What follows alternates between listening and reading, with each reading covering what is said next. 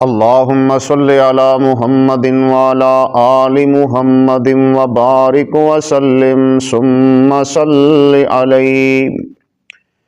عن ابی ہریرۃ رضی اللہ تعالی عنہ ان رسول اللہ صلی اللہ علیہ وسلم قال لو يعلم الناس ما في النداء والصف الأول ثم لم يجدوا إلا أن يستهموا عليه لاستهموا ولو يعلمون ما في التهجير لاستبقوا إليه ولو يعلمون ما في العتمة والصبح لأتوهما ولو حبوا۔